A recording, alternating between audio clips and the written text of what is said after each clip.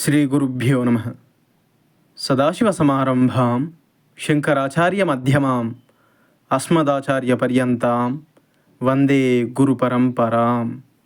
జగద్గురువులు శ్రీ శ్రీ శ్రీ ఆదిశంకర భగవత్పాదాచార్యుల వారు దిగ్విజయములను పూర్తి చేసిన తర్వాత మోక్షపురి అయిన కాంచీపురంలో సర్వజ్ఞ పీఠాన్ని స్థాపించారు. అదే మన కంచి కామకోటి పీఠం. ఆదిశంకరుల తర్వాత ఈ పీఠమును అధిష్ఠించిన వారు శ్రీ సురేశ్వరాచార్యుల వారు. వారి తరువాత ఉత్తరాధికారం శ్రీ సర్వజ్ఞాత్మన్ సరస్వతీ స్వామివారు నిర్వహించారు. ఆనాటి నుండి ఈనాటి వరకు నిరంతర జగద్గురు పరంపర కొనసాగుతూనే ఉంది.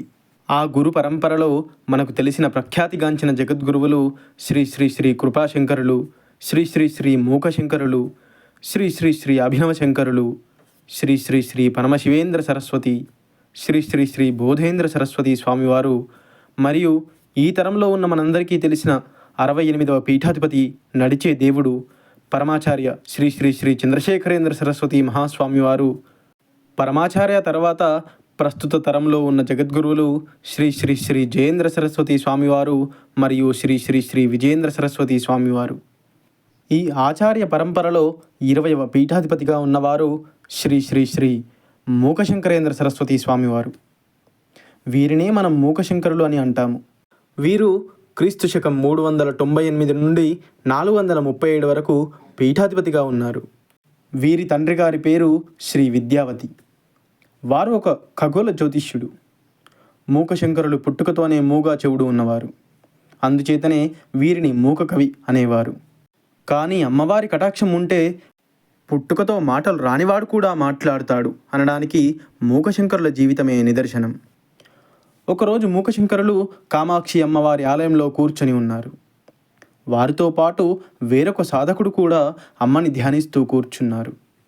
కామాక్షి అమ్మ వీరిని అనుగ్రహించదలచి కరచరణాదులతో ఒక స్త్రీ రూపంలో కదిలి వచ్చింది.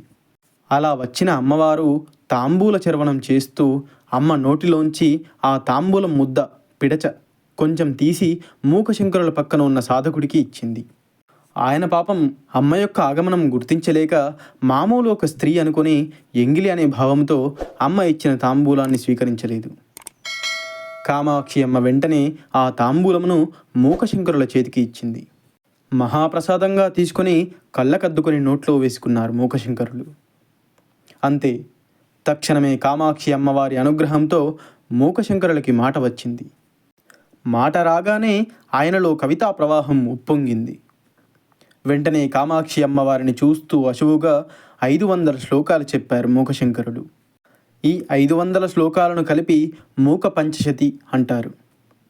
ఇందులో అమ్మవారి యొక్క గొప్పతనం వివరిస్తూ 100 శ్లోకములు, అమ్మవారిని స్తుతి చేస్తూ 100 శ్లోకములు, అమ్మవారి కనులు చూస్తూ 100 శ్లోకములు, అమ్మవారి నవ్వును స్తుతిస్తూ 100 శ్లోకములు, అమ్మవారి యొక్క పాదములు స్తుతి చేస్తూ 100 శ్లోకములు, ఇలా మొత్తం కలిపి 500 శ్లోకములు చేశారు. కామాక్షి అమ్మ అనుగ్రహంతో మాట వచ్చిన మూకశంకరులు భక్తిపారవశ్యంతో చేసిన స్తోత్ర రత్నమాలయే ఈ మూక పంచశతి. ఇవి 5 శతకాలుగా ఉంటాయి. ఆర్యాశతకం, స్తుతి శతకం, కటాక్ష శతకం, మందస్మిత శతకం, పాదారవింద శతకం. ఈ పంచశతి సాక్షాత్తు కామాక్షి అమ్మవారే చెప్పారంటారు పెద్దలు. అమ్మయే మూకశంకరుల్లో ప్రవేశించి భావితరాల వారు ఉద్ధరింపబడాలని ఇంత అద్భుతమైన శ్లోకములను కటాక్షించింది జగన్మాత కామాక్షి అమ్మ.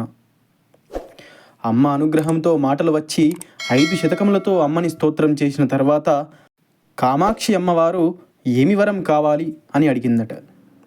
అప్పుడు మూకశంకరులు, అమ్మ, నోరు లేని వాడి చేత ఇంత స్తోత్రం చేయించి అనుగ్రహించావు. ఏ నోటితో నీ స్వరూపమును కీర్తించగలిగానో ఆ నోటితో ఇక వేరే మాటలు మాట్లాడలేనమ్మా, కాబట్టి నన్ను మళ్ళీ మూగవాడిని చెయ్యి అని వేడుకుంటారు. అమ్మ అనుగ్రహించి మళ్ళీ మూకశంకరుల యొక్క మాట్లాడే శక్తిని తీసివేసింది.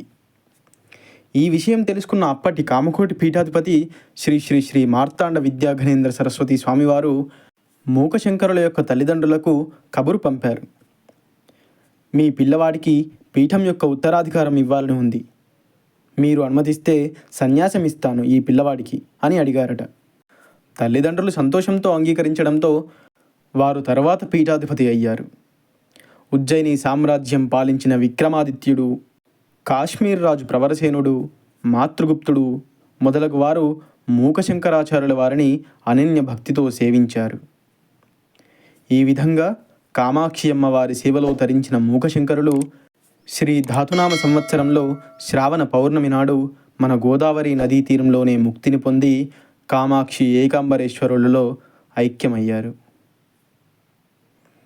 అపార కరుణాసింధుం జ్ఞానదం శాంతరూపిణం శ్రీ చంద్రశేఖర గురుం ప్రణమామి ముదాన్వహం. సర్వం శ్రీ గురుదివ్యచరణారవిందార్పణమస్తు. స్వస్తి.